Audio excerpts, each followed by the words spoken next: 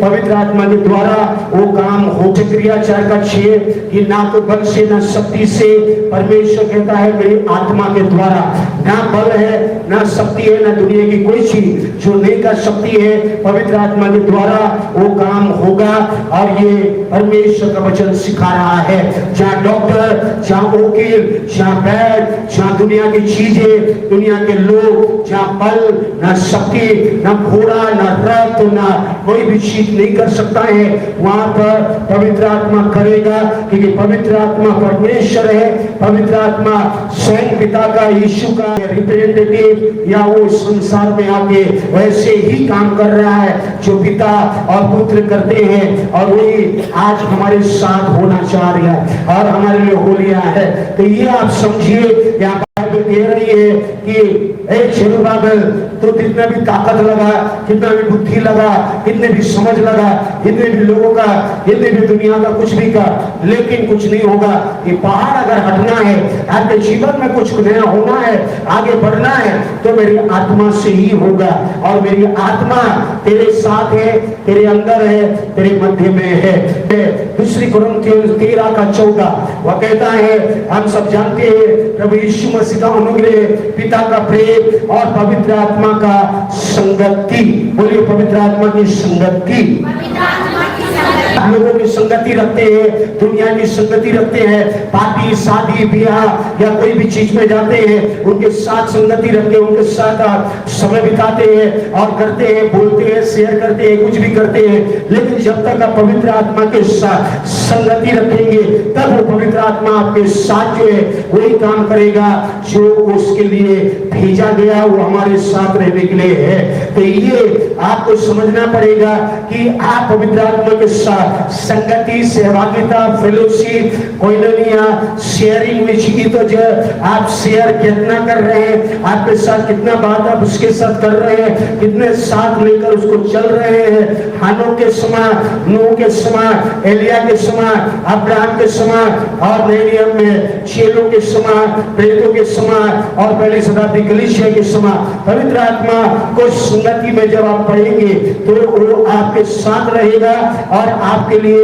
वो सब कुछ करता रहेगा जो उसके वो जिस मकसद के लिए संसार में है, जो आज आप सुनने वाले हैं। उस काम करने आया है।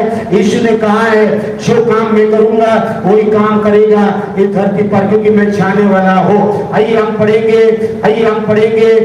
यूहन्ना 14 अध्याय का 15, 16, 17। यदि तुम मुझसे प्रेम रखते हो, यीशु कह रहा है, आपका यीशु मेरा यीशु, आपका उद्धार करता मेरा उद्धार करता, आपका प्रभु आपका मालिक और मेरा मालिक, हमारा जीवन का मालिक, जिसने हमारे लिए क्रूस पर सब कुछ किया, वो यहाँ पर कह रहा है कि यदि तुम मुझसे प्रेम रखते हो, यदि तुम मुझसे प्रेम रखते हो तो मेरी आज्ञाओं को, मेरे वचन को मानोगे। आप प्रेम करते हैं यीशु को, इसलिए उसकी आराधना करने के लिए आते हैं। आप उससे प्रेम करते हैं इसीलिए आप उसके पास आते हैं, उससे उसकी बातों को मानते हैं। आप उससे प्रेम करते हैं इसीलिए आप उसकी स्तुति करते हैं और उसकी बातों को जो उन्होंने कहा है उसको करने के लिए आप कोशिश करते हैं और आगे बढ़ते हैं। और इससे आप बताते हैं कि यीशु आपने मुझसे इतना प्रेम किया और क्रूस पर अपना जीवन बलिदान किया। लेकिन जब आप कही गई बातों को मैं मानता हूँ तो मुझे मालूम है कि आपने कहा है मैं आपसे प्रेम करता हूँ, मुंह से नहीं कामों से, वचन से जब मैं आपके लिए करता हूँ। तो यह है विश्वासी का लाइफ। फिर नेक्स्ट 16, मैं पिता से विनती करूंगा। यीशु कहा मैं पिता से विनती करूंगा वो तुम्हें एक और अलस सहायक पराक्लीटो और एक तुम्हें और एक का मतलब मैं तो एक हूं, लेकिन मैं जब जाऊंगा तो मेरे जैसा और एक आएगा। और वो शब्द यहाँ पर दिया गया है और हिब्रू बाइबल में अलस पराक्लीटो।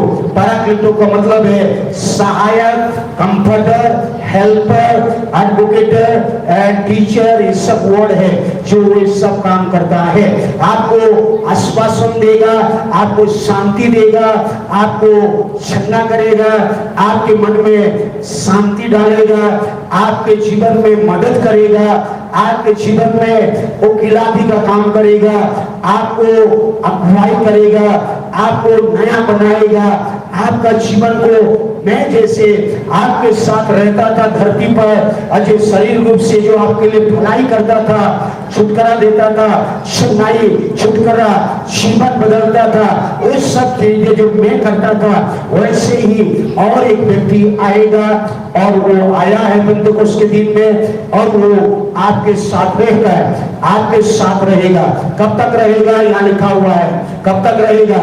वो सर्वदा मेरे साथ रहेगा, वो सर्वदा तुम्हारे साथ रहेगा। आएगा जाएगा नहीं। पुराने नियम में वो आया गया, लेकिन नए नियम में वो आएगा जाएगा नहीं। वो एक बार आ गया तो हमेशा आपके अंदर में रहेगा, हमेशा आपके साथ रहेगा, सर्वदा आपके साथ रहने वाला है। इसीलिए पवित्र आत्मा आपको छोड़ेगा नहीं। आप उससे छोड़ सकते हैं, फिर भी वो छोड़ता नहीं। यही तो उसका प्रेम है। पवित्र आत्मा भी सेवकाई करता है, पवित्र आत्मा भी सेवकाई करता है, क्योंकि वो एक व्यक्ति है, एक परमेश्वर है, और वो हमारे क्या क्या सेवकाई करता है, और वो सेवकाई कर रहा है, तो उस सेवा को हमें लेना चाहिए। इसके बारे में आज आप सीखने वाले हैं। आप याद रखिए, मैं किसी का सेवा कर रहा हूं और वो बोल रहा है नहीं नहीं मुझे आपकी सेवा की जरूरत नहीं, सेवा नहीं करूंगा। लेकिन जब आप पवित्र आत्मा को कह रहा है मैं आपकी सेवा करना चाहता हूं, और आप उसकी सेवा को लेना नहीं चाहेंगे, तो पवित्र आत्मा आपके लिए सेवा नहीं करेगा, न सेवा देगा, न सेवा करेगा। यीशु भी कहा मनुष्य के पुत्र सेवा पाने के लिए नहीं आया, परंतु सेवा करने के लिए आया, और बहुतों के छुटकारे के लिए अपने जीवन को क्रूस पर बलिदान किया, ताकि उसके लहू से, मेरे लहू से, मनुष्य के पुत्र यीशु के लहू से लोग छुटकारे को पाए और इस संसार में अलग उद्धार पाए। तो मेरे प्यारे यीशु भी वही करके गया, और पवित्र आत्मा जब आया है तो क्रूस पे किया हुआ छुटकारे, उद्धार और छुटकारा, चंगाई, उस कामों को एक व्यक्ति के जीवन में लागू करके हर व्यक्ति को एक सेवा देना चाहता है, हर व्यक्ति को सेवा करना चाहता है। वो एक सहायक रूप में आया है। क्या लिखा वहां पर? ही से हेल्पर, ही से हेल्पर। सहायक मतलब हेल्पर। आपको हेल्प करने आया है, आपको मददगार आया है, आपको सहायक रूप में आया है, अति संकट से मिलने वाला सहायक रूप में वो हमारे लिए यीशु के बदले आया है। और वो सहायक आपके साथ, मेरे साथ हर समय रहकर हमें इस संसार में सहायता करना चाहता है। मानसिक, शारीरिक, काम, जीवन। आप मत सोचिए कि आपके काम में भी सहायता नहीं करना, वो हर एरिया में अलग अलग तरीके से काम करना चाहता है। एक हेल्पर है, एक सहायक है जो यीशु के समान है, और वो सेवा पाने नहीं आया, सेवा करने आया। और इसको हम कहते हैं ministry of the Holi ghost, ministry of the Holi spirit. पवित्र आत्मा की सेवकाई, पवित्र आत्मा की सेवकाई, और पवित्र आत्मा की सेवकाई, जब पवित्र आत्मा सेवकाई करता है तो उस सेवकाई को लेना चाहिए, कोई भी वो लेना चाहिए। जब आप उससे रिसीव नहीं करेंगे, लेके नहीं, बोलेंगे मुझे नहीं चाहिए आपकी सेवकाई, तो वो आपके लिए सेवकाई नहीं करेगा। तो आज आप सीखने वाले हैं। तो कौन कौन लोग हैं जो उस सेवकाई को लेना चाहते हैं और लेना चाहिए, उसके बारे में आप सीखेंगे। या बाइबल कह रही है यीशु स्वयं कहाँ है, वो तुम्हें और एक सहायक देगा जो एक दिन नहीं, 2 दिन नहीं, सर्वदा हमारे साथ रहेगा। हमेशा आप चाहे कहीं भी रहे, आप चाहे घोर अंधकार की तराई में गुजरे, आप चाहे अजय पानी में गुजरे, आप चाहे आग में गुजरे, आप चाहे किसी परिस्थिति में गुजरे, याद रखिए एक बात नए नियम में परमेश्वर यीशु ने कहा है, वो सर्वदा मेरे साथ रहेगा। हालेलुया। आप उसे एक्नॉलेज करते हैं, आप उसे समझते नहीं समझते, वो आपके ऊपर है, लेकिन वो रहता है। आप पानी में गुजर रहे हैं, आपके साथ रहेगा। आप एरोप्लेन में जा रहे हैं, आपके साथ रहेगा। आप ट्रेन में जा रहे हैं, आपके साथ रहेगा। आप नदी में गुजर रहे हैं, आप आग में चाहे किसी भी परिस्थिति में गुजर रहे हैं, आप चाहे किसी भी अवस्था में गुजर रहे हैं, कोई भी परिस्थिति में गुजर रहे हैं, वो एक विश्वासी के साथ रहेगा। यीशु ने कहा मेरे बच्चों के साथ रहेगा। मेरे राज्य में प्रवेश किए हुए अंधकार से छुड़ाकर प्रिय पुत्र के राज्य में हमें जब वो प्रवेश कराया, पापों की क्षमा किया और हमें अनुग्रह किया, तो वो हमारे साथ सर्वदा साथ रहने के लिए आया है। ये मत सोचिए कि आप क्या बोलते हैं, क्या करते हैं, वो आपके साथ रहकर नहीं जानता, नहीं सुनता, नहीं करता, ये आप मत सोचिए। वो हमेशा आपके साथ रहता है। इसीलिए दाऊद राजा ने भी इसको अनुभव किया था और इसीलिए वो कहता था, हे पवित्र आत्मा मुझसे अलग मत हो, हे आत्मा मुझसे अलग मत हो, नए सिरे से मुझे बना, नई आत्मा, उदार आत्मा दे, आज ये प्रेम की आत्मा दे, ये नफरत की आत्मा, पाप करने की आत्मा मेरे अंदर नहीं रहेगा। ये मैंने जो गलती किया प्रभु, पवित्र आत्मा मेरे अंदर में फिर से काम कर। पुराने नियम में दाऊद राजा ने इस पवित्र आत्मा को अच्छे से समझ पाए थे और इसीलिए हमेशा इस आत्मा की सहायता में चलते थे और इस आत्मा को कहते थे उद्धार का आनंद मुझसे दूर ना हो, क्योंकि ये आत्मा है जो आपको केवल उद्धार नहीं देता है, उद्धार तो यीशु ने क्रूस पर दे दिया। आत्मा के द्वारा जब आप उसे आज ग्रहण करते हैं तो वो आपके लिए वो आनंद निरंतर बना के रखेगा, सर्वदा तुम्हारे साथ रहेगा, सर्वदा मेरे साथ रहेगा। मेरा उठना बैठना सोच विचार वो जानता है, मेरे चारों तरफ मुझे घेर के रखा है। चाहे मैं कहीं भी छिप जाऊं तो भी वहां है, मैं समुद्र के अंदर में जाऊं तो भी वहां है, मैं अंधकार के कहीं दूर चला जाऊं तो भी वो मेरे साथ है। तो आप मत सोचिए नए नियम के विश्वासी कि मेरे साथ तो कोई नहीं है, मुझे कोई नहीं समझता है, आप गलत हैं। आप अगर सही में विश्वासी हैं, आप अगर सही में पवित्र आत्मा में नया जन्म पाए हैं, आप सही अगर यीशु के लहू से खरीदे गए हैं, तो आप लोग हो सके आपके साथ नहीं रहेंगे, लेकिन एक व्यक्ति है जो उसका शरीर में तो नहीं है, शरीर के ऐसा नहीं है हमारी समाज, लेकिन आत्मा में वो एक विश्वासी के साथ हर समय वो आपके साथ सर्वदा है। सर्वदा मतलब आप समझ रहे हैं, सर्वदा बोले, सर्वदा मेरे साथ है। आमीन। देखिए यहाँ पर कौन है सर्वदा? पवित्र आत्मा। कौन है? सत्य की आत्मा। कौन है? ये सहायक है। कौन है? ये मुझे मदद करने के लिए है। कौन है? मुझे चलाने के लिए है। कौन है? मेरे जीवन को बदलने के लिए मुझे मदद करेगा, मुझे शांति देगा। कोई मनुष्य मुझे हो सके शांति दे ना दे, लेकिन पवित्र आत्मा मुझे शांति देगा। आमीन। हालेलुया। आज दुनिया इतनी नफरत से भरी हुई है, कहीं भी शांति नहीं है, तो आपको शांति देने वाला वही है, पराक्लीटो है, जो आपको शांति देना लगेगा। आपके हृदय में शांति आएगा, आपके मन में शांति आएगा। आज नफरत की दुनिया में आपको शांति देने वाला आपके साथ रहेगा। लोग आएंगे जाएंगे, लेकिन आपको शांति देने वाला, आपकी अनुग्रह करने वाला वो है, अर्थात सत्य की आत्मा, जिसे संसार ग्रहण नहीं कर सकता, क्योंकि वो ना उसे देखता है ना उसे जानता है। संसार के लोगों को अगर आप बोलेंगे तो संसार के लोग ना उसे देखते हैं, ना उसे जानते हैं, ना उसको समझ पाते हैं, क्योंकि वे आगे उसे न जानेंगे न समझेंगे। आप विश्वासी समझना चाहिए, जानना चाहिए, जाने उसको। पवित्र आत्मा को जब तक आप जानेंगे नहीं, नॉलेज नहीं रहेगा, आप बहुत ही अंधकार में गुजरेंगे। इसीलिए तो बाइबल कहती है जो जानते नहीं और समझते नहीं है वो अंधकार में चलते फिरते रहते हैं, अंधकार में चलते, उनको पता नहीं है कि इनके साथ क्या है, कौन है, क्या करना चाह रहा है। इसको जब तक एक विश्वासी, एक परमेश्वर के लोग जानेंगे नहीं, समझेंगे नहीं, वो आपको आज अन्य जाति के समान और संसार के लोगों के समान आप बन जाएंगे। लेकिन जैसे ही आप उसके बारे में जानेंगे, आज जिसको जानेंगे तो उससे प्रेम करेंगे, उसकी सेवा करेंगे। मैं हमेशा कहता हूँ आज जब यीशु को आप जितना जानेंगे उसकी उतनी आराधना करेंगे, जितने परमेश्वर को आप जानेंगे उतनी उसकी उपासना, उसकी सेवा, उसके आज बलिदान, उसके काम का प्रेम करेंगे। आप जानते नहीं है किसी को और उसके साथ आप रह नहीं सकते हैं, उसकी सेवा भी करेंगे।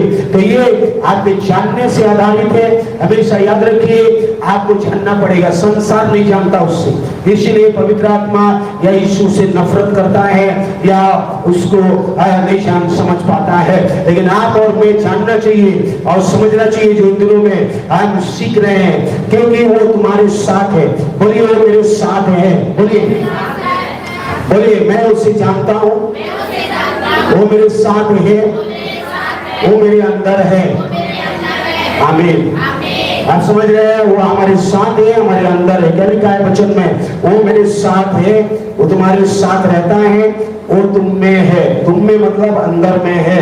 पवित्र आत्मा की आज ट्राइपार्टाइट तीन एरिया में सेवकाई है। बेसिकली थ्री फोल्ड मिनिस्ट्री है। Holi spirit has basically three fold ministry. पवित्र आत्मा सही बोले तो तीन एरिया है, तीन क्षेत्र है जो विस्तार रूप से, बेसिक रूप से पूरे तीन एरिया है जो सेवकाई करता है। और ये तीन एरिया अब में हम आते हैं, इन तीन एरिया संसार में काम करने के लिए आज ये उन्होंने आया है। और ये आप लिख सकते हैं, पहला एरिया है ministry of conviction. Ministry of conviction ये पहला एरिया है। पवित्र आत्मा का पहला आज मिनिस्ट्री सेवकाई है। नंबर 1 पवित्र आत्मा की सेवकाई है, वो है दोष बोध या कन्विक्शन या निरुत्तर करना। ये जो है मिनिस्ट्री आज ये है। दूसरी है पवित्र आत्मा की मिनिस्ट्री, वो है प्रकाशन और ट्रांसफॉर्मेशन, एनलाइटमेंट एंड ट्रांसफॉर्मेशन। आपको दूसरी एरिया आज ये पवित्र आत्मा की सेवकाई में आप करता है, वो है एनलाइटमेंट, प्रकाशन देना और आपके जीवन को रूपांतरण करना। आज ये इसके लिए इस धरती पर आया है, इस सेवकाई को करने के लिए। तीसरी सेवकाई वो करना चाहता है और वो सेवकाई है एम्पावरमेंट, सशक्तिकरण। आपको सशक्त बनाएगा कि आप सशक्त रूप से जिए। आप सशक्त रूप से जीने का आज है मैं बताऊंगा आपको। जब आप सशक्त तो करेगा तो आपको अपनाएगा, आप अपनाएंगे, आप गले लगाएगा, आप गले लगाएंगे। आपके परिणाम, आपका रिजल्ट पवित्र आत्मा के द्वारा आएगा। तो ये आप सीखेंगे। तो ये तीन एरिया में हमने देखा, पृथ्वी पर जहां भी पवित्र आत्मा आज काम कर रहा है, सेवकाई कर रहा है, तो उसकी सेवकाई में ये तीन मुख्य चीजें हैं जो कर रहा है। पहला दोष बोध कराना, कन्विक्शन करना। दूसरा है रूपांतरण करना। तीसरा है सशक्ति करना।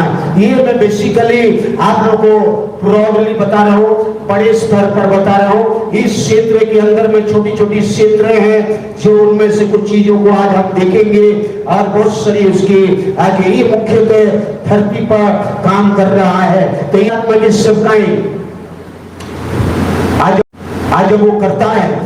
जब मैंने जैसे कहा, जब वो सेवकाई कर रहा है तो उस सेवकाई के एक व्यक्ति ले सकता है या ले नहीं सकता है। कोई कहता है कि मुझे नहीं, पवित्र आत्मा की सेवकाई नहीं करनी, मुझे ग्रहण नहीं करना है, तो उस व्यक्ति के जीवन में वो काम नहीं कर सकता है।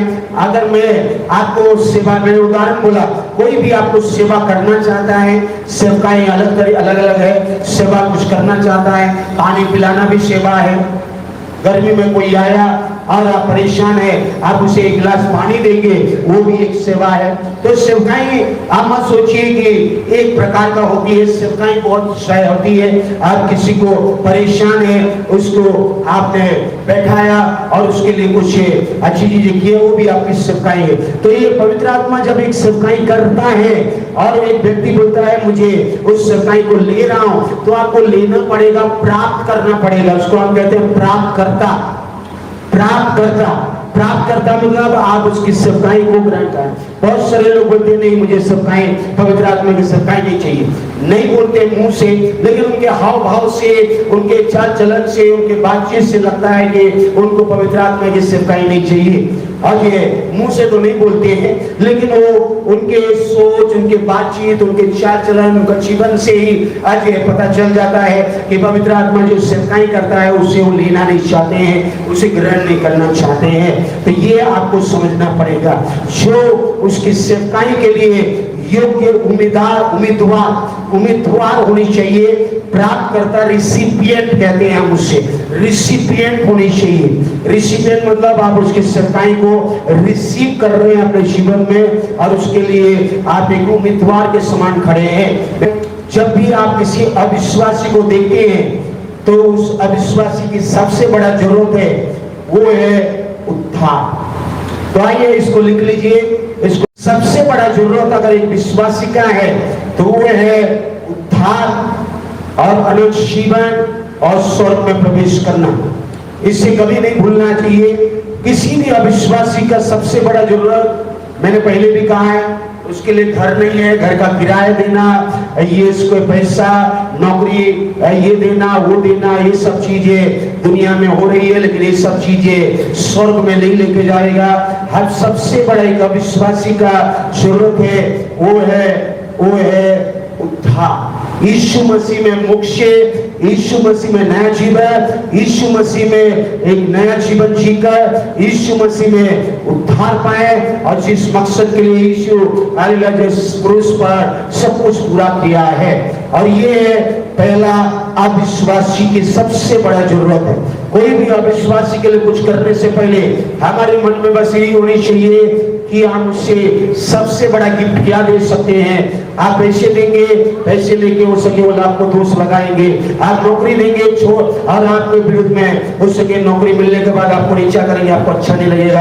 आप किसी के लिए कुछ कर रहे हैं और कर दिए, उस समय में तो बहुत आपकी तारीफ करेंगे, लेकिन कुछ समय आपने नहीं कर पाया तो मनुष्य क्या करेगा, आपके विरुद्ध में बोलना शुरू करेगा।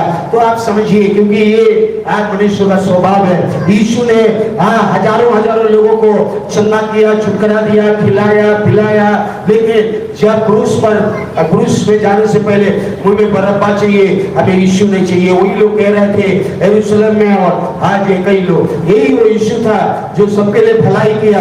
और ये बाइबल कहती है यीशु नासरी को परमेश्वर ने पवित्र आत्मा में और क्या किया, अपने सामर्थ्य से अभिषेक किया ताकि वो सबकी भलाई करे।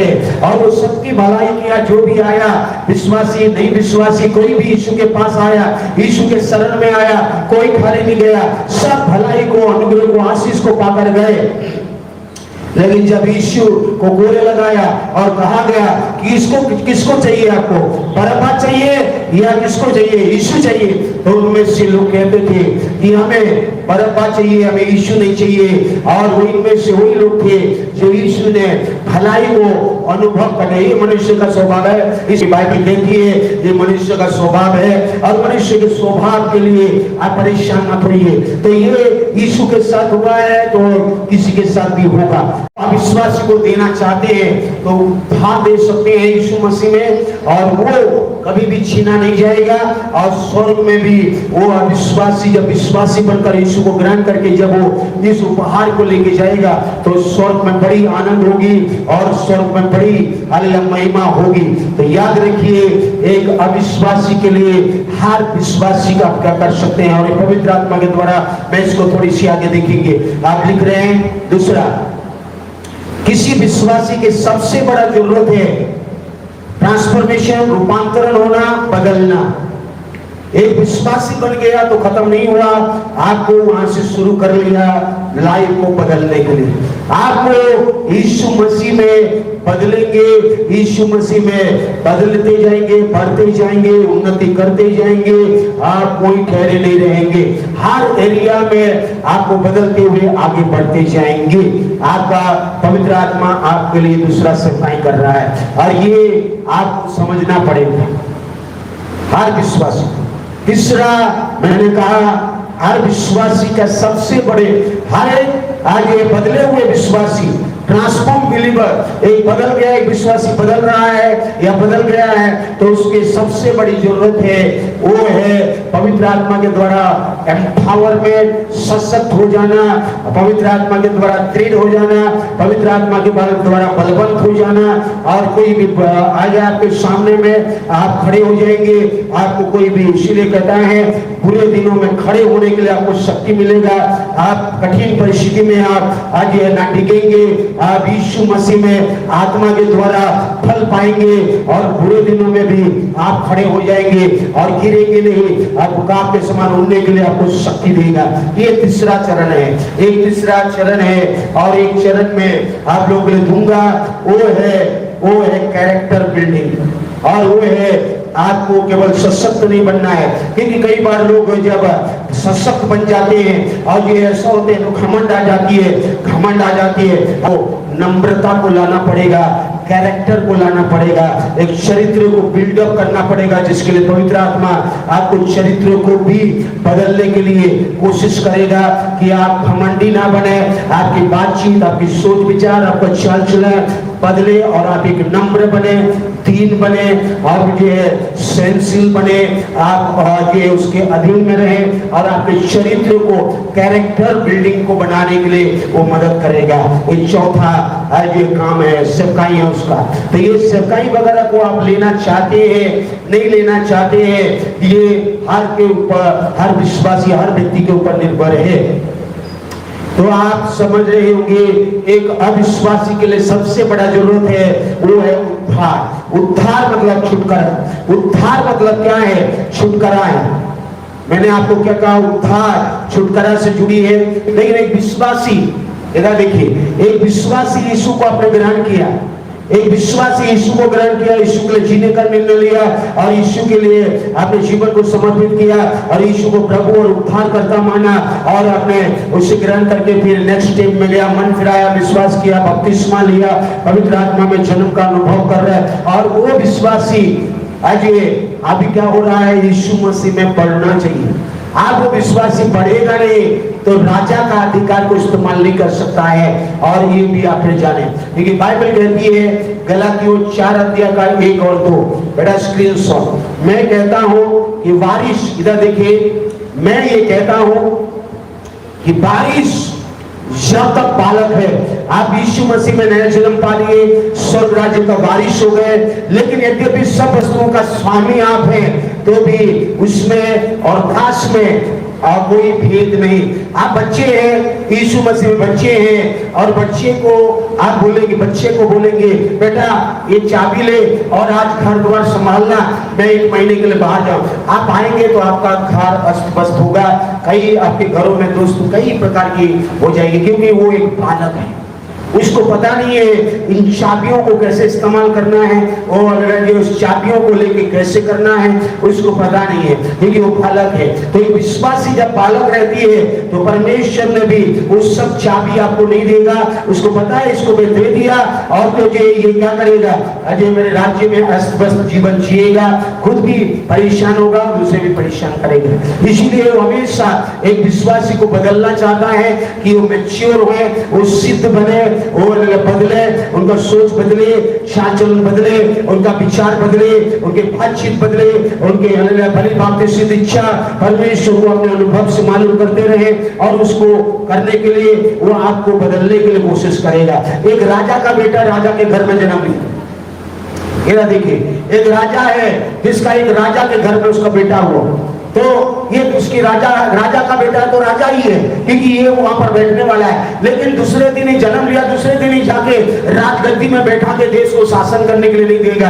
या 1 साल 2 साल छोटा बच्चा है, दूध पी रहा है, ये कर रहा है, वो कर रहा है, 2 साल हो गया, 5 साल हो गया, अभी चलो राजा बोल रहा है चलो 2 साल में मैंने इसको राजगद्दी दे देता हूँ, वो देश को नहीं चला सकता है, देश कर देगा।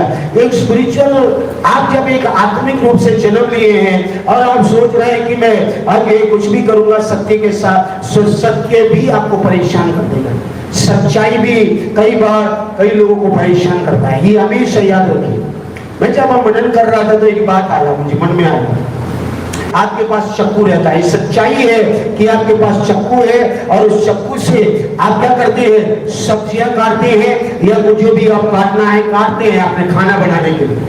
आप सब्जी काट रहे हैं और आपने चाकू को धार साइड में, हेलो, धार साइड में आपने पकड़ लिया, जहां पर काटता है उसको हाथ से काट रहे हैं और आप ऐसे से कर रहे हैं, तो ना सब्जी कटेगा, उल्टा आपका हाथ कट रहा है। ये सच्चाई है। ऐसे ही वचन को आपने अगर शुरू करेगा, वचन आपको नुकसान पहुंचाना शुरू करेगा, क्योंकि अभी आप बच्चे हैं, अभी आप बच्चे हैं, आपको लग रहा है कि मैं इसको ऐसे पकड़ूंगा और उसको पता नहीं है, तो बेटा ऐसा नहीं पकड़ते, ऐसे पकड़ते हैं ताकि ये सब्जी काटे।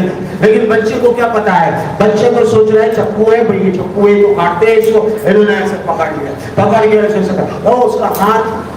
तो सच्चाई, एक बच्चा आत्मिक जीवन में एक बच्चा अगर वचन की सच्चाई को ले रहा है और उसको समझ में नहीं है कि सही रीति से क्या पकड़ा है, तो वो वचन क्या करेगा, उसको हानि पहुंचाएगा। तो ये विश्वासी का लाइफ नहीं समझते। आपको सच्चाई को जानना पड़ेगा, आपको जो है समझना पड़ेगा, आपको मैच्योर होना पड़ेगा। एक स्टेज आएगा, क्यों मोसेस को परमेश्वर ने 40 साल मरुभूमि में तैयार किया, क्यों परमेश्वर ने अब्राहम को 25 साल के बाद इसहाक को दिया, क्यों पौलुस को 3.5 साल के बाद इतने बड़ी सत्ताएं दिया, क्यों दिया ये सब चीजें। जब ये सब कर रहा था तो उनको तैयार कर रहा था कि ये लोग मेरे नाम से तैयार है। 40 साल तैयार होने के बाद फिर जाएगा, तभी जाके शहरों को छुड़ा सकता है। एक विश्वासी सोचता है कि मैं अभी बालक को जो मेरे मन में करना है, जीना है, करना है, करो। सच्चाई का वचन आपको हानि पहुंचा सकता है। बहुत सारे लोग इसको नहीं समझ पाते हैं। तो बारिश तो है,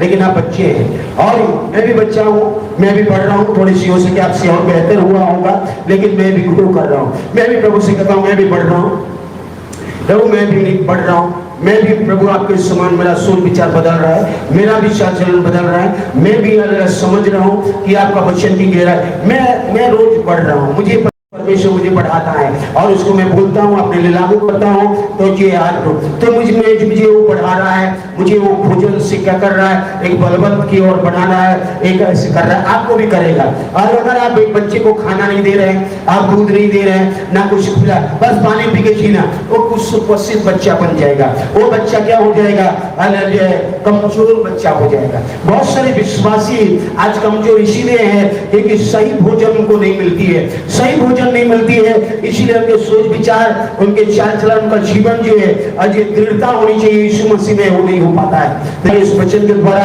हमारा जीवन मैच्योर बने और राजा का पदवी जो हम धरे हुए हैं, राजा का बेटा तो हम हो गए। यीशु राजा है और मैं उसका बेटा हूँ, लेकिन मैं राजा का बेटा होने के नाते राजा के काम करना चाहता हूँ, राजा ने दिया हुआ अधिकार को इस्तेमाल करना चाहता हूँ। तो मुझे उसके समान मैच्योर बनना पड़ेगा, सिद्ध बनना पड़ेगा। और ये वो परमेश्वर चाहता है। आप बच्चे रहकर आप जो है आप बोलेंगे मैं करूंगा वो करूंगा, तो राजा बोलेगा, यीशु बोलेगा, पिता बोलेगा कि जो बेटा ठहर जा, तो तैयार हो, पहले तैयार हो अपने, उसके बाद जो है क्योंकि यहाँ बाइबल कहती है अगर बारिश है, हम बारिश है, राजा है, पुरोहित है, परमेश्वर का बेटा है, पिता का संतान है, लेकिन अगर आप बालक है, बच्चे हैं, तो अभी भी गुलामी में है, अभी भी बंधन में है, अभी भी दास में है और आपको वहां से निकलकर बढ़ना पड़ेगा। अगर आप सीख रहे हैं तो हाथ उठा के बोले हालेलुया। तो ये आपकी सबसे बड़ी आवश्यकता है। तो बदले हुए विश्वासी को सशक्तिकरण करना। बाइबल के अनुसार पवित्र आत्मा की सेवकाई के 3 मुख्य प्राप्तकर्ता है। देखिए बाइबल के अनुसार पवित्र आत्मा की सेवकाई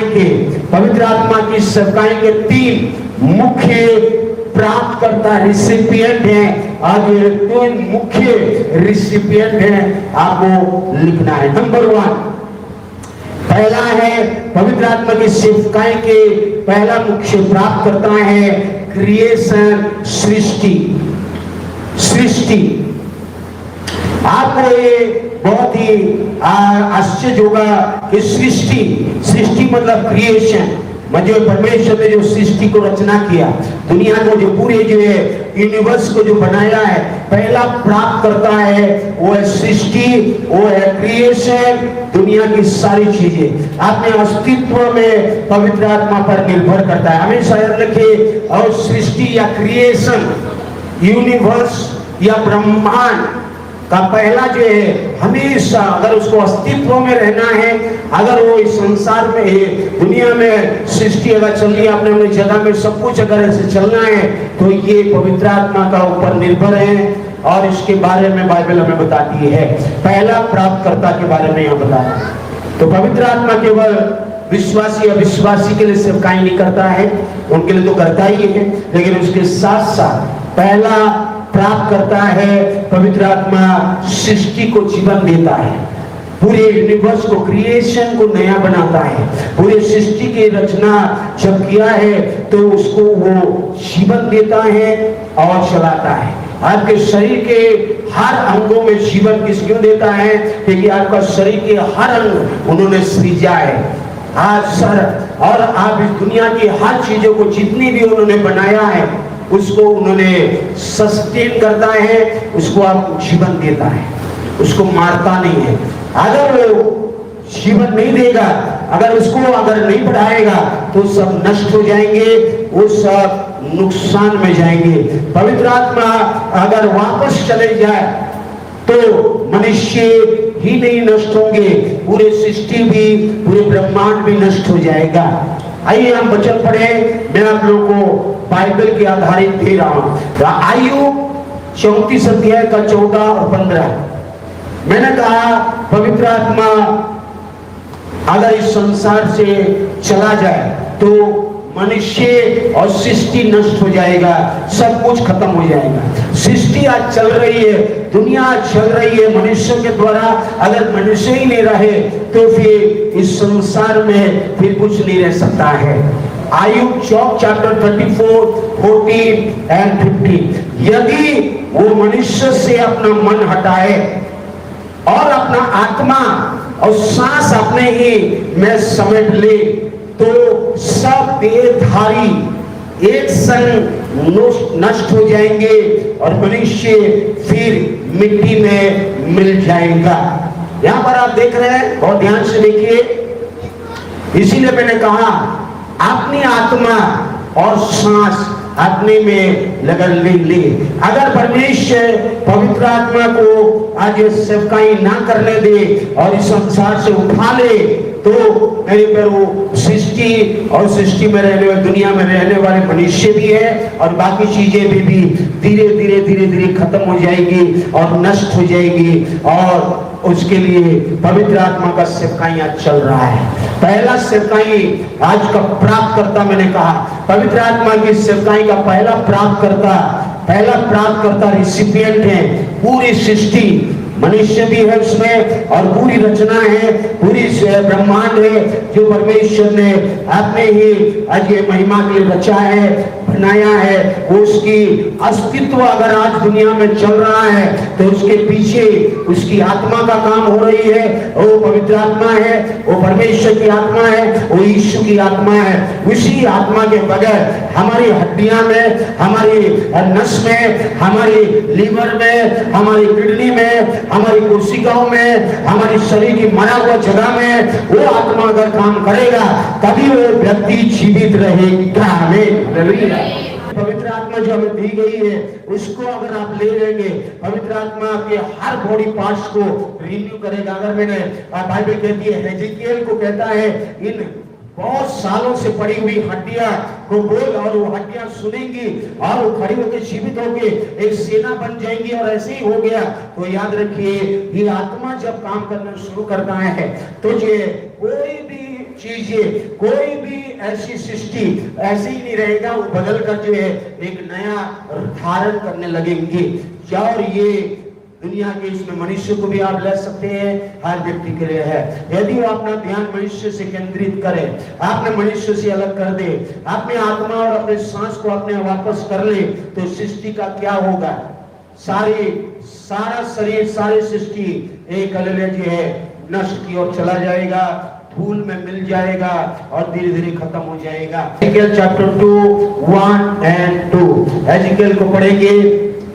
चैप्टर 2 एजिकल चैप्टर 2 एजिकल का 2 अध्याय एजिकल का 2 अध्याय 1 अध्याय 1 और 2 पर देखिए।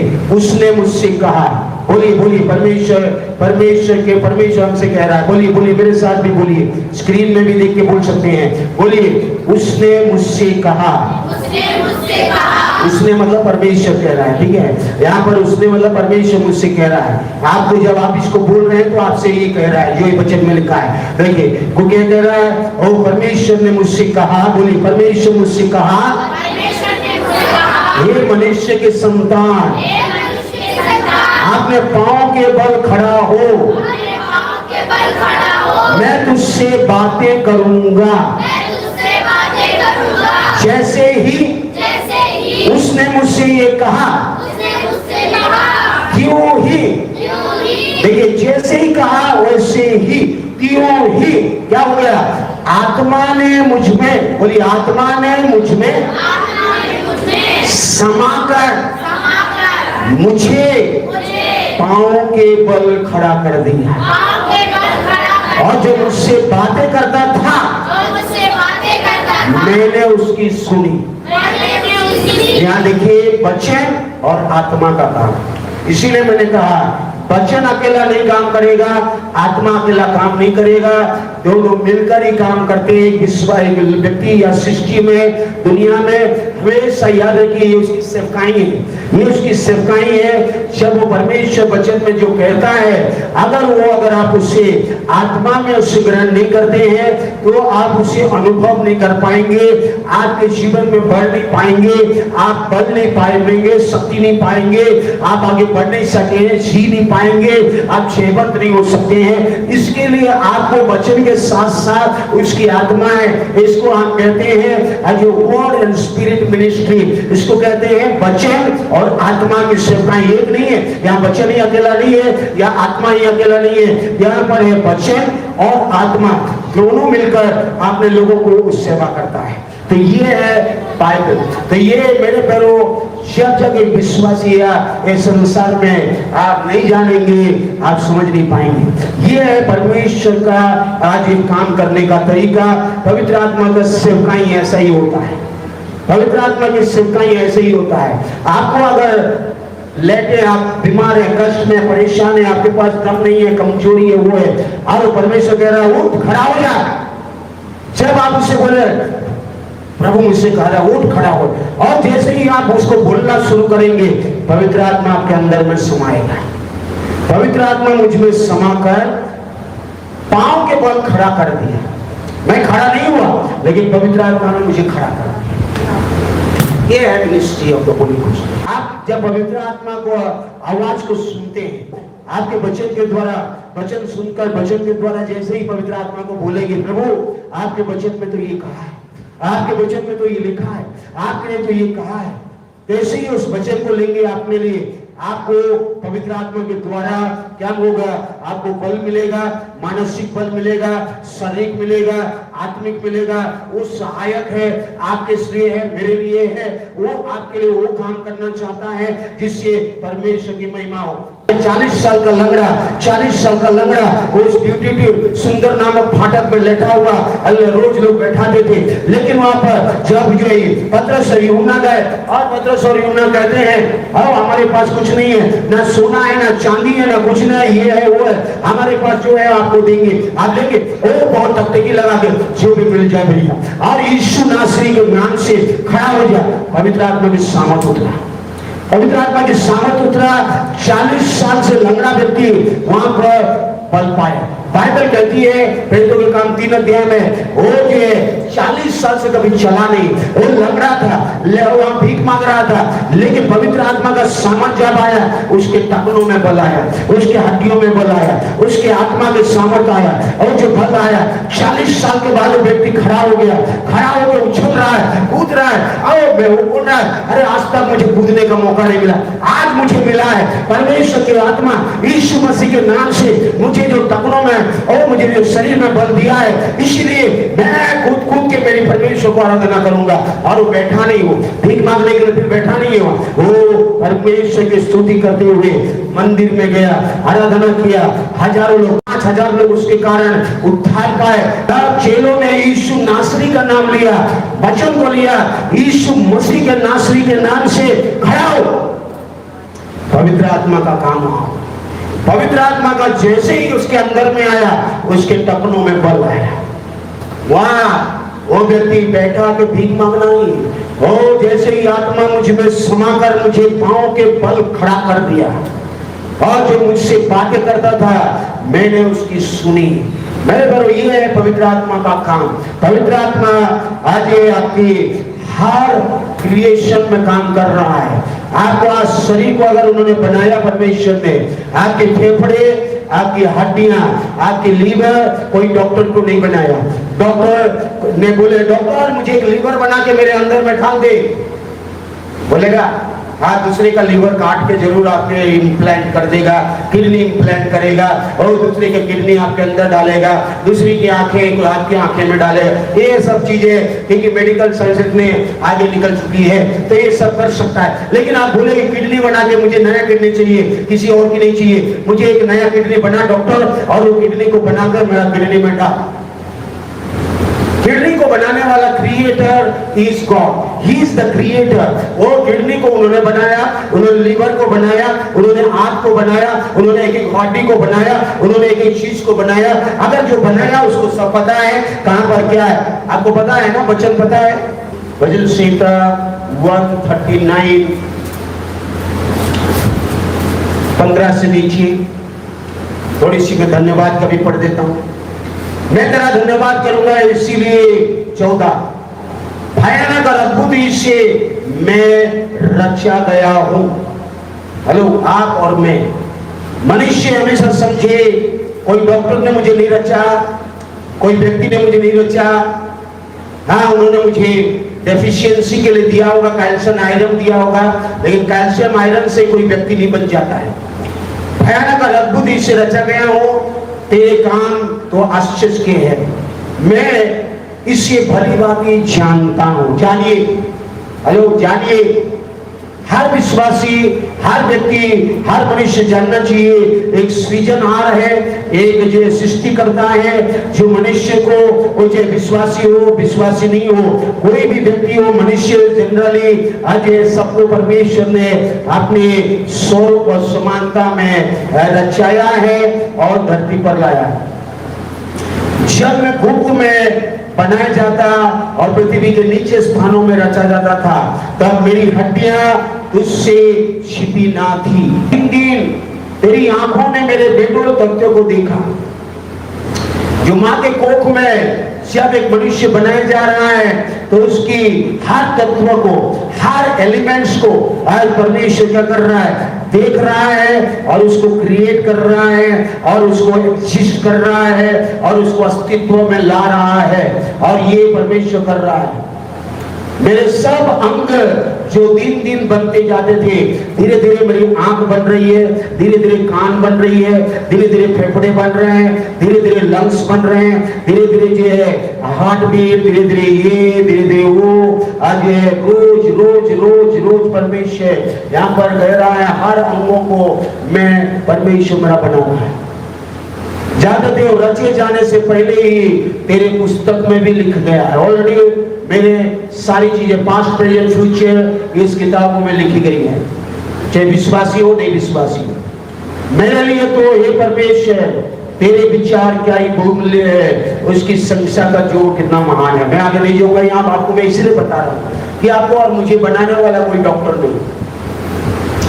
डॉक्टर की बातों को हो सके आज आप मानेंगे और डॉक्टर ना करे तो आप परेशान होंगे, लेकिन परमेश्वर की बातों को जब आप मानेंगे, परमेश्वर की वचन के अनुसार विश्वास के साथ उसके लिए जीना शुरू करेंगे और उसकी बातों को आप बोलना शुरू करेंगे, आपके शरीर के हर अंग मानना शुरू करेगा, क्योंकि आपका शरीर को बनाने वाला यीशु है, यीशु नासरी है, यीशु मसीह है। और जब क्रिएटर का नाम लेंगे तो बनाने वाली चीजें, बना हुआ जिसने बनाया उसको क्यों नहीं मानेगा। क्योंकि उसको पता है उसका नाम से मैं फिर रिन्यू होने वाला हूँ, उसकी आत्मा से फिर मैं नया बनने वाला हूँ। उसके लिए कोई भी काम कठिन इसीलिए नहीं है क्योंकि सारे प्राणियों का यहोवा वही है, सारे मनुष्यों को बनाने। हमारा विचार आज इतने करप्टेड है, हमारा सोच इतने करप्शन से भरा है, इतनी दूषित हो चुका है, कितनी करप्ट हो चुका है, इसीलिए वो करता नहीं है। वो आज उन दिनों में भी किया नहीं, आज भी कर नहीं पाता है। लेकिन मनुष्य अगर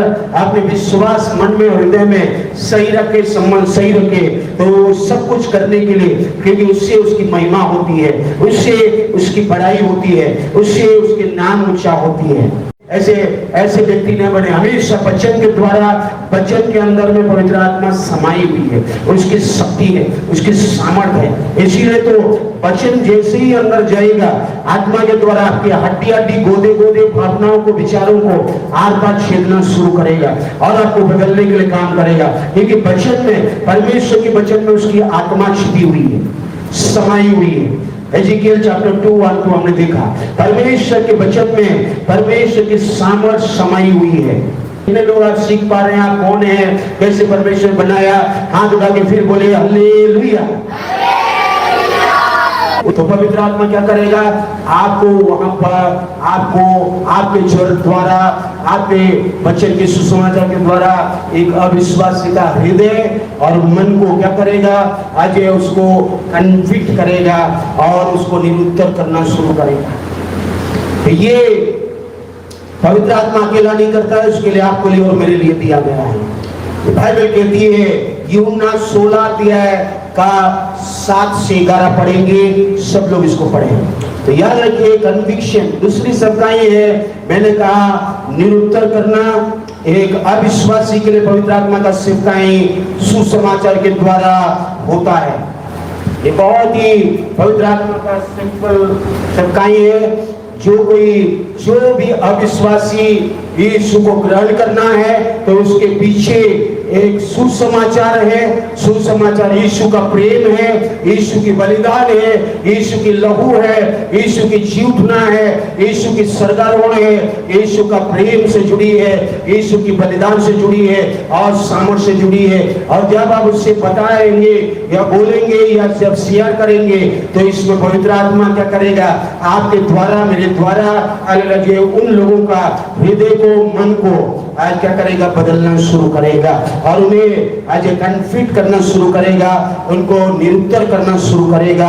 और ये पवित्र आत्मा का सेवकाई है जो यूहन्ना 16 अध्याय में आपको मिलेंगे। यीशु ने कहा है, तो भी मैं तुमसे सच कहता हूं, यूहन्ना 16 अध्याय का 7 से 11 जब पढ़ेंगे तो भी मैं तुमसे सच कहता हूं कि मेरी जाना तुम्हारे लिए अच्छा है, क्योंकि यदि मैं ना जाऊं तो शायद तुम्हारे पास नहीं आएगा, परंतु यदि मैं जाऊं तो तुम्हारे पास वो भेजूंगा। पराक्लीटो यहाँ पर आ रहा है, पराक्लीटो आ रहा है, हेल्पर आएगा, सहायक आएगा, सत्य की आत्मा आएगा, वो आके तुम्हें मदद करेगा और अपना काम करेगा, सेवकाई करेगा। और यहाँ अविश्वासी के लिए सेवकाई कर रहा है। ये व्यक्ति पवित्र आत्मा की सेवकाई को ले रहा है, नहीं ले रहा है, उस व्यक्ति के ऊपर निर्भर है। सुसमाचार को ले रहा है, नहीं ले रहा है, उस व्यक्ति के ऊपर में पवित्र आत्मा काम करना शुरू करेगा। तो ये बहुत ही सिंपल है, लेकिन ये बहुत ही पावरफुल है। बहुत सारे लोग आज देखिए यीशु मसीह को अपने व्यक्तिगत जीवन में उद्धार करता प्रभु विश्वास नहीं करते, ना उसे ग्रहण करते, ना उसके लिए अपना जीवन को समर्पित करते हैं, क्योंकि उसके पीछे पवित्र आत्मा का काम होनी चाहिए। बिना पवित्र आत्मा के काम के कुछ सच्चाई के बगैर आप पाप के बारे में, धार्मिकता के बारे में और न्याय के बारे में निरुत्तर करेगा, कन्विक्ट करेगा। विश्वास में आने के लिए आंसू समाचार, यीशु का प्रेम, परमेश्वर का प्रेम और यीशु की बलिदान, यीशु की लहू, और जब आप उसको प्रकटीकरण करेंगे, यीशु आपके पाप के लिए, अधर्म के लिए, परेशान के लिए, रोग बीमारी के लिए, आपके लिए मारा गया, आपके लिए आप विश्वास करेंगे, आपका पाप, आपके श्राप, आपके रोग, आपके कष्ट यीशु ने क्रूस पर उठा लिया है। यीशु ने, इसीलिए यीशु आपसे प्यार किया।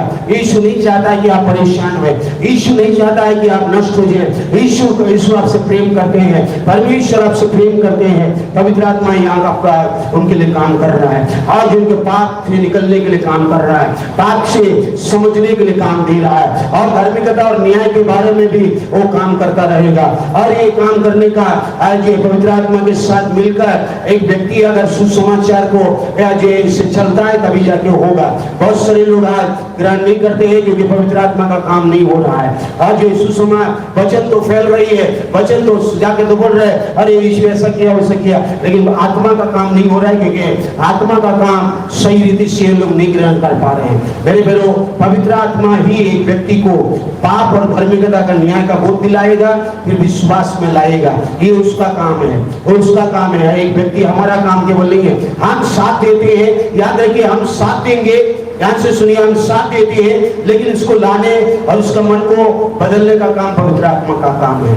आपको साथ देना है, आपको प्रार्थना करना है, आपको अनुग्रह, आपको सुसमाचार से जुड़ी हुई चीजें हैं। तो आप जब विश्वास में आएंगे, तो आप जब यीशु मसीह में विश्वास कर लिए, तो फिर आपके ऊपर दंड की आज्ञा नहीं है। हम सब जानते हैं, रोमियो 8:1 में कहता है जो मसीह में है, जो यीशु मसीह में है, उन्हें दंड की आज्ञा नहीं है, क्योंकि हम यीशु मसीह में हैं, यीशु मसीह में विश्वास करते हैं, यीशु मसीह में हम जिए हैं, यीशु मसीह में विश्वासी है। हमारे पास दंड की आज्ञा नहीं है, क्योंकि हम शरीर के अनुसार नहीं चलते, परंतु आत्मा के अनुसार हम चलते हैं। बोलिए आमीन। जब जब आप समझेंगे कि अविश्वासी और विश्वासी, अविश्वासी अगर विश्वास में आना है तो सुसमाचार है, यीशु के प्रेम, यीशु के बलिदान, जो यीशु ने हमारे पापों के लिए, लोगों के लिए, आया कष्टों के लिए क्रूस पर उठा लिया और बलिदान हुआ, वो हमसे बहुत प्रेम करता है। वो मेरा सृष्टि करता है, वो मेरा प्रभु है, और वो मारा गया जीव का स्वर्गारोहण किया आ रहा है, और वो मेरे लिए अब मेरा धार्मिकता की स्थापना हुई सी होती है। रोमियो 8:2, हम यीशु मसीह में क्या है? कम ऑन, हम यीशु मसीह में, बोलिए मैं यीशु मसीह में, क्योंकि मसीह यीशु में जीवन की आत्मा के नियम, कौन सी नियम है? जीवन की आत्मा के नियम ने मुझे स्वतंत्र कर दिया है। हालेलुया। हाँ, जब यीशु मसीह में आ जाते हैं तो जीवन की आत्मा है, वो मरने वाली आत्मा नहीं है, जीवन देने वाली आत्मा है। जीवन की आत्मा का व्यवस्था, नियम ने मुझे क्या कर दिया? मृत्यु की व्यवस्था से बाहर लाया, पाप की व्यवस्था से बाहर लाया, और श्राप की व्यवस्था से बाहर लाया, और मुझे एक ऐसा जीवन देने के लिए उन्होंने प्रतिबद्ध कर दिया कि जो मैं यीशु में एक अच्छा जीवन और बहुतायत का जीवन और आगे बढ़ने का जीवन जीव। तो ये यीशु मसीह के आज में विश्वास करने वालों के लिए कर दिया, तो ये आपके लिए और मेरे लिए कर दिया। तो मैंने कहा कि जो एक विश्वासी, एक अविश्वासी के बारे में यहाँ थोड़ा सा अंतर बता रहा हूँ। दूसरी चीज मैंने आपको कहा, जब आप एक विश्वास में आते हैं तो पवित्र आत्मा आपको नया जन्म दे दिया। पवित्र आत्मा की व्यवस्था ने, आज जीवन की आत्मा की व्यवस्था ने आपको नया बना रहा है। जीवन की आत्मा की व्यवस्था ने आपको नया कर दिया। जीवन की आत्मा की व्यवस्था ने जब आपको नया कर रहा है, तो जीवन की आत्मा की व्यवस्था आपको क्या करेगा? आपको और वहां से वहां तक खत्म नहीं हुआ, आपको भरना शुरू करेगा। इसीलिए पेंतिकोस्त के दिन में उन्होंने आत्मा में भरना शुरू हो गए, और लोग भी बोलने लगे, अरे क्या हो रहा है, अरे तो पिए हुए हैं, अरे ये है वो है। लेकिन आज आत्मा के द्वारा जब पतरस जो क्या कर रहा था? सुसमाचार प्रचार कर रहा था, यीशु के प्रेम और बलिदान के बारे में प्रचार कर रहा था, तो आखिरी में लोग क्या कहते हैं? आज आखिरी में क्या हुआ? जब सुसमाचार प्रचार कर रहा था, यीशु मसीह के बलिदान, यीशु मसीह का प्रेम, यीशु मसीह के छोटे नाम से, यीशु मसीह के नाम के द्वारा यीशु मसीह ने ये सब, तब जो है उनका मन और हृदय पवित्र आत्मा में छिद गया, कन्विक्स हो गए। और जब वो हृदय छिद हो गया, अपने आप को अलग महसूस किए, अब अपने आप को ये बदलने के लिए महसूस किए, मुझे क्या करना पड़ेगा? प्रेरितों के काम 2 अध्याय का 37 पद कहता है, लोगों ने आके कहते हैं भाइयों हमें क्या करना है? पतरस कहता है मन फिराओ। आज ये उनका हृदय छिद गया। जब वचन के द्वारा पवित्र आत्मा काम करती है तो लोगों का हृदय में काम होती है और लोगों का हृदय बदलना शुरू होता है। और साउल भी पौलुस बनने के लिए बदलना शुरू होता है। साउल जो कलीसिया को सता रहा था और ये स्तिफनुस को मरवा दिया, उस व्यक्ति को पवित्र आत्मा जब काम करती है उसका हृदय, उसका मन को बदलकर आज यीशु मसीह में एक नया एक दास के रूप में खड़ा, इतना बड़ा दास बना देता है। मेरे प्यारे, किसी भी व्यक्ति को अगर बदलना है तो ये सुसमाचार और पवित्र आत्मा का काम है। उसके बगैर कोई व्यक्ति किसी को बदल नहीं सकता है। एक व्यक्ति का मन और हृदय अगर बदलना है, आज ये हृदय परिवर्तन होना है, तो ये सबसे बड़ा जो है परमेश्वर का प्रेम और बलिदान यीशु का और पवित्र आत्मा का सेवकाई के बगैर एक व्यक्ति नहीं आ सकता। याद रखो, बहुत सारी सेवकाई है, मैंने आपको भी पहले भी कहा है। एक व्यक्ति का विश्वासी के लिए सेवकाई है पवित्र आत्मा में नया जन्म में एक्टिवेट करना। और जो पवित्र आत्मा में आप आज जन्म ले रहे हैं, आपका सेंसेस जो है, आप ऑर्गन्स जो है, आपका सोच विचार में आप एक्टिवेशन होगा, इंद्रिय आपका आज ये क्या हो जाएगा, सक्रिय होने लगेंगे क्योंकि आप परमेश्वर के राज्य में अभी आ गए हैं। उसके साथ जो है जो करेगा, आपको सिखाना शुरू करेगा। हमने जो पराक्लीटो देखा, यूहन्ना 14 अध्याय का 16 देखा, बेटा दिखा है 16 देखा, वहां अलास पराक्लीटो का इधर देखिए। पराक्लीटो का मतलब है, आइए, पराक्लीटो का मतलब वहां एक रिच, मतलब बहुत सारे अर्थ हिंदी में दिया गया। पराक्लीटो मतलब टीचर, एडवोकेट है। पराक्लीटो मतलब कंफर्टर है, हिंदी में कहूंगा। पराक्लीटो का दूसरा शब्द है आश्वासन देने वाला, शांति देने वाला, सिखाने वाला, मदद करने वाला, अगुवाई करने वाला, आपको चलाने वाला, आपको बढ़ाने वाला। वो सब चीज एक शब्द में बहुत सारे काम छिपे हुए हैं और जो पवित्र आत्मा विश्वासियों के लिए करता है। बोलिए आमीन। तो आपके लिए, मेरे लिए हमेशा हमने क्या देखा, सर्वदा वो हमारे साथ रहेगा, सर्वदा साथ रहेगा।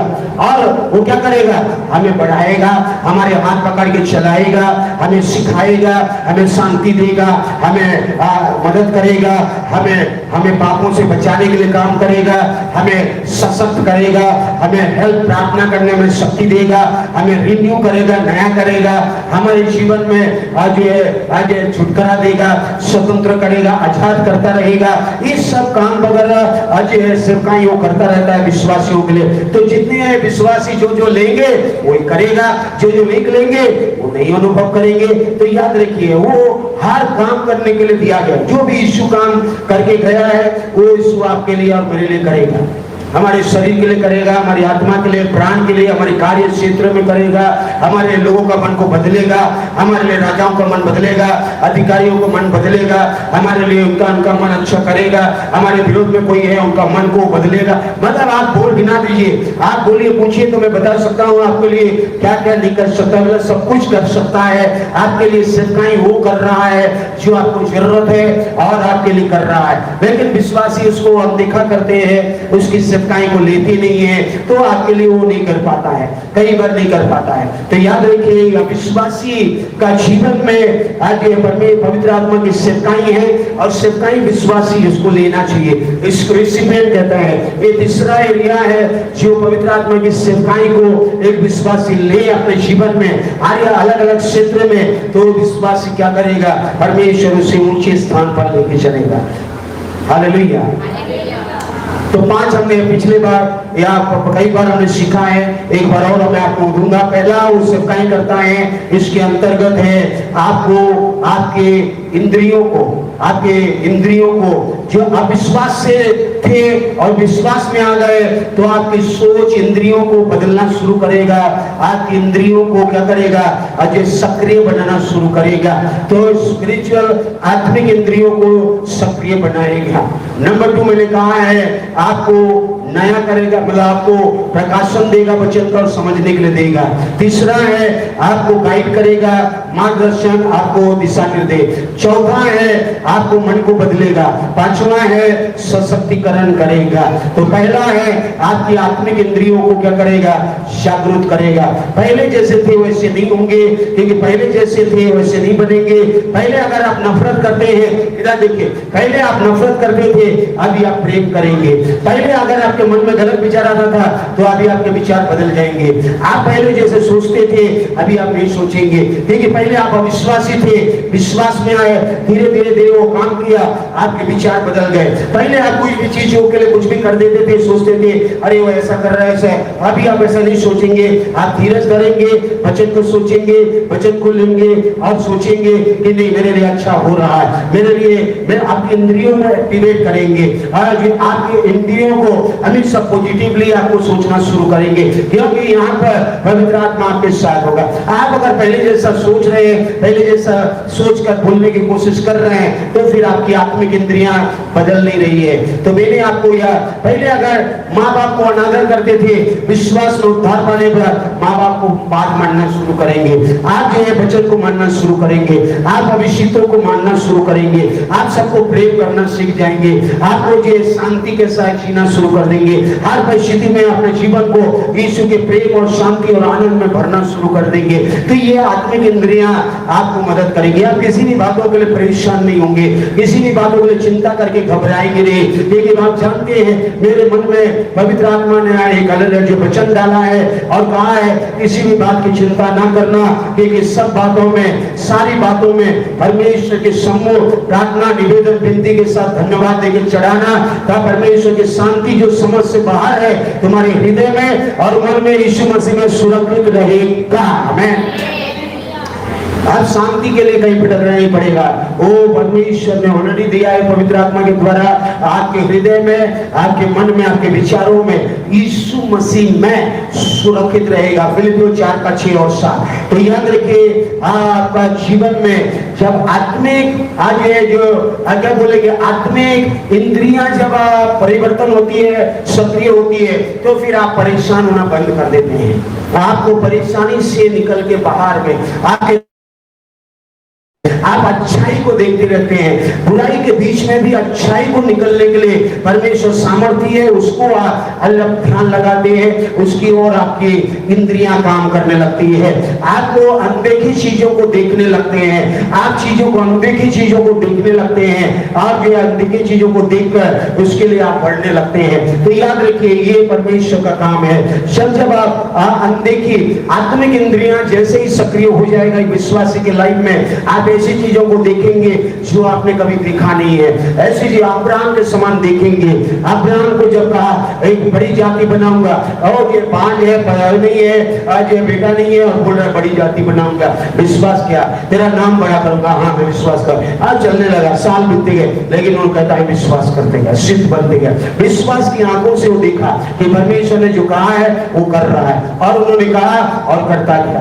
परमेश्वर ने जो जो किया वो उसके टाइम लगा, लेकिन उसके जीवन में उसे अनुभव किया। यह है आत्मिक इंद्रियों से देखना, आत्मिक इंद्रियों से आगे बढ़ना। एक व्यक्ति जब यीशु मसीह में नहीं था तो उसकी बिजनेस करने का शैली अलग होगा। एक व्यक्ति अगर यीशु मसीह में आया तो बिजनेस करने का शैली बदल जाती है। लेकिन यहाँ पर जो भी करता है यीशु की आत्मा और यीशु की सहायता से यहाँ पर देखता है। लेकिन वो कहता है मैं तेरे हाथों को आशीष दूंगा, धन्य होगा तो आते समय, धन्य होगा तो जाते समय। और परमेश्वर कहता है मैं तेरे हाथों की आशीष दूंगा।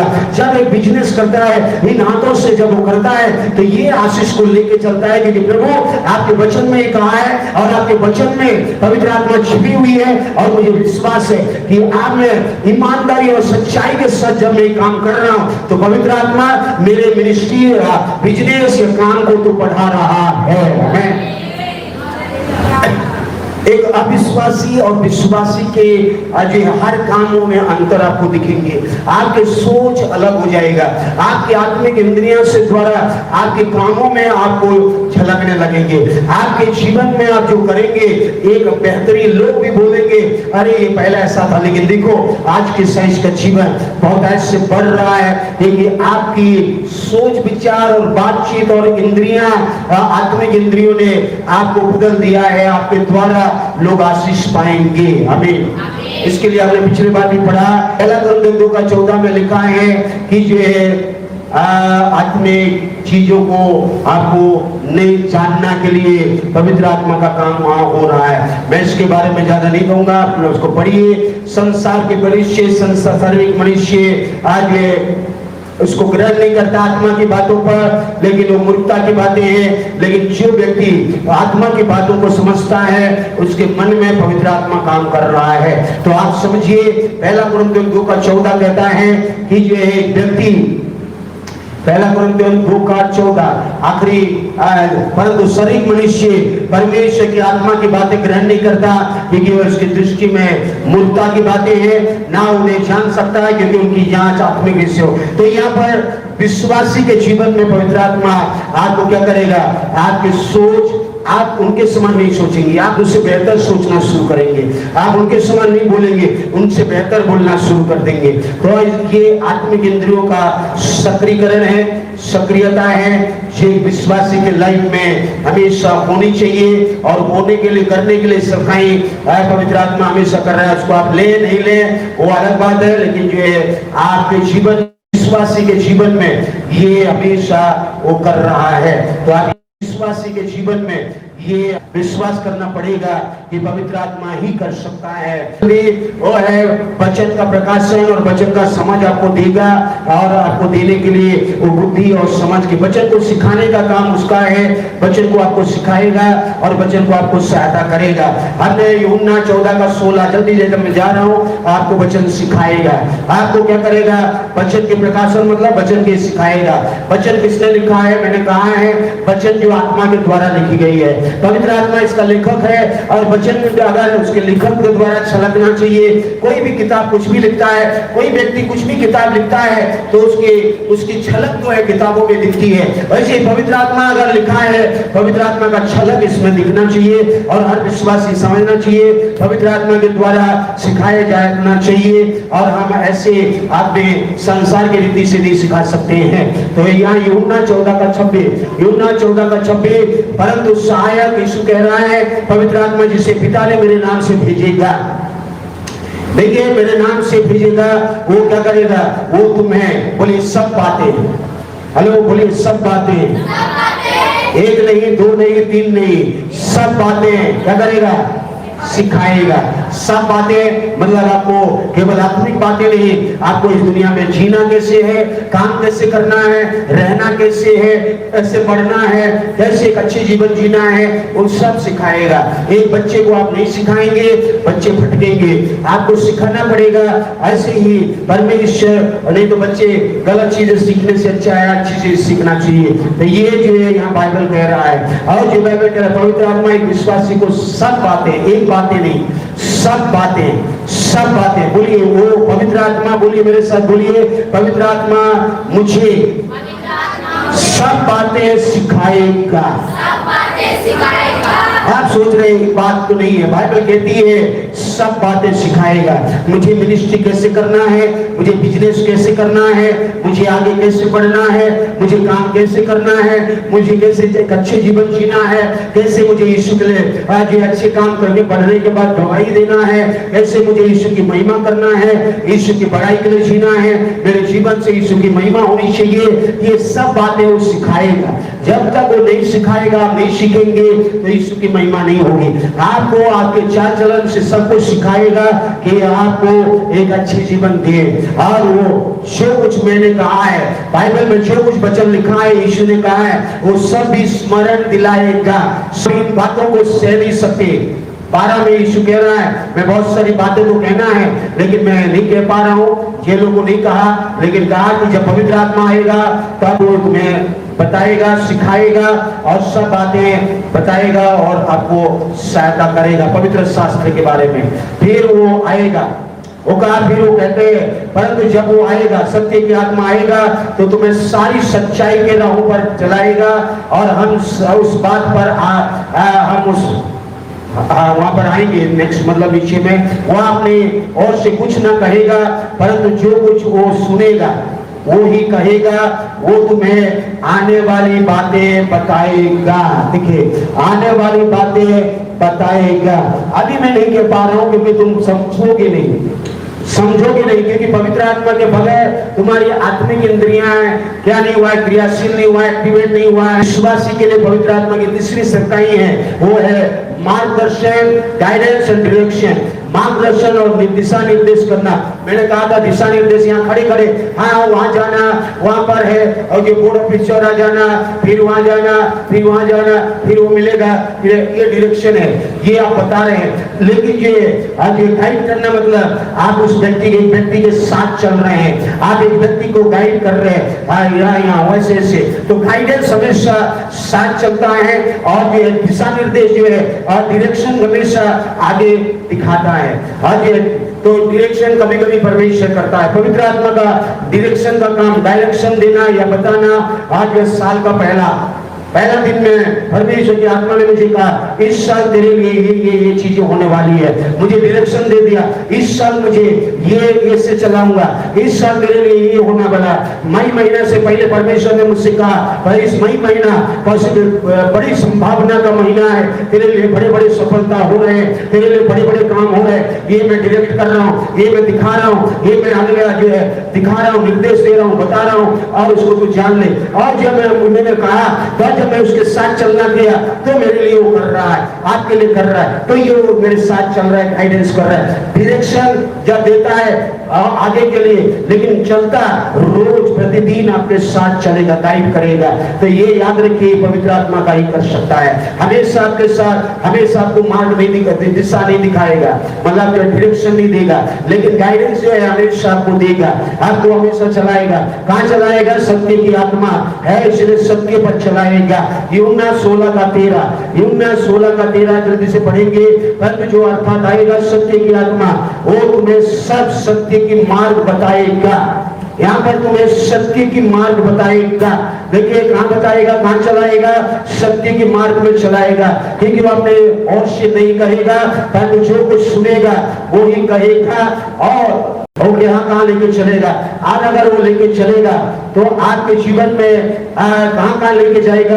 भजन संहिता 23 कहता है, आप बोलिए मेरे साथ, बोलिए भजन संहिता 23, बोलिए मेरे साथ, यहोवा मेरा चरवाहा है। यहोवा मतलब यीशु है, यीशु मतलब यीशु जो है आत्मा में, आज पवित्र आत्मा में हमारे साथ है। जब आप यीशु कहते हैं, मैंने कहा था यीशु की अनलिमिटेड असीम उपस्थिति को पवित्र आत्मा एक ही साथ, एक ही जगह, एक ही बार में, हजारों करोड़ों जगह में, पूरी दुनिया में आज एक साथ यीशु काम कर रहा है। जल के झरने के पास ले चलता है। पवित्र आत्मा जब सत्य के मार्ग में चलाएगा तो आपको सूखी भूमि में नहीं लेके जाएगा। पवित्र आत्मा जब आपको मुझे लेकर चल रहा है, मैं उसका बेटा हूं, मेरे काम में सूखापन नहीं लाएगा। पर चलो, मार्ग यही है, इसी पर चलो। सत्य के मार्ग यही है, इसी पर चलो। पवित्र आत्मा हाथ पकड़ के बोलेगा, ये सत्य है बेटा, इसी पर हम चलेंगे, यही हमारा सत्य है। पवित्र आत्मा की 34 सेवकाएं जो हमारे लिए कर रहा है, वो है कि जो है हमें नया कर रहा है, हमारे मन को नया कर रहा है, और हमारे जीवन को परिवर्तन कर रहा है, ताकि हम यीशु मसीह के समान प्रतिदिन बन रहे हैं। प्रतिदिन आप यीशु मसीह के समान बन रहे हैं। हमेशा मत सोचिए विश्वासी, आप मत सोचिए आपको नहीं, लेकिन बदल रहा है। कुपोषित बच्चे हमारे कलीसिया में तो आप नहीं बन पाएंगे, क्योंकि यहाँ पर जो सिखाया जाता है, मैं दूसरी कलीसिया को तो नहीं बोलूंगा, लेकिन यहाँ पर आप कुपोषित विश्वासी के समान नहीं रह सकते हैं।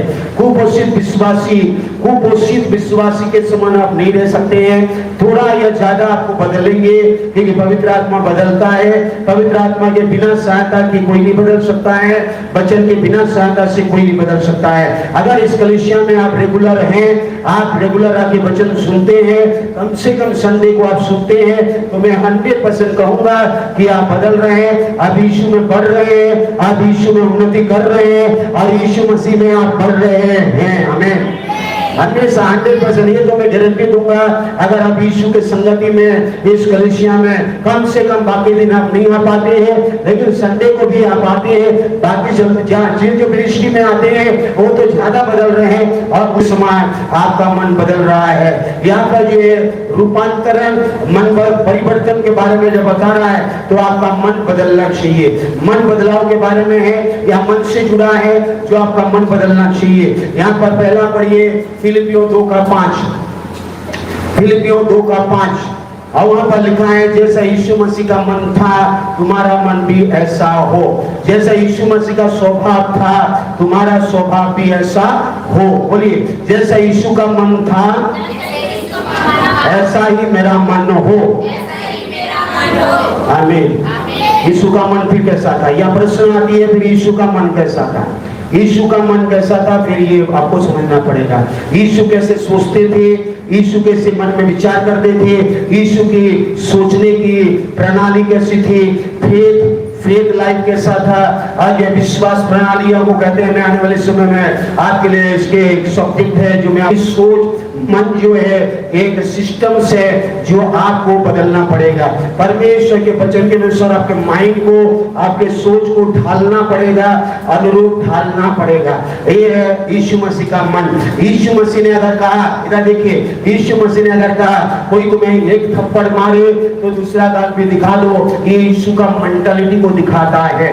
कोई और एक भी कहता है, आज यीशु कहता है कि अपने बैरी को प्रेम करो और तुम्हें सताने वालों के लिए प्रार्थना करो, जो तुम्हें दोष लगाते हैं उनके लिए आज आशीष दो, जो बुराई करते हैं उनके लिए भलाई करो। ये उसकी मेंटालिटी को दिखाते हैं। इसका सोच है, यीशु का सोच है ऐसा। तो ये सोच से बदलना पड़ेगा। इसीलिए मैं कह रहा हूँ एक दिन का ये ट्रांसफॉर्मेशन नहीं है। जब यीशु एक विश्वासी लाइफ में आता है तो यीशु के समान सोचना है। उसका लाइफ जो है यीशु के समान सोचने के लिए आपको आगे बढ़ना पड़ेगा। आपका सोच बदलना पड़ेगा। आप सोच बदलना पड़ेगा। आप उनके समान हम नहीं सोचते हैं जो दुनिया में आज यीशु के में नहीं है। तो आपके सोच और हमारे सोच विचार में अंतर होनी चाहिए।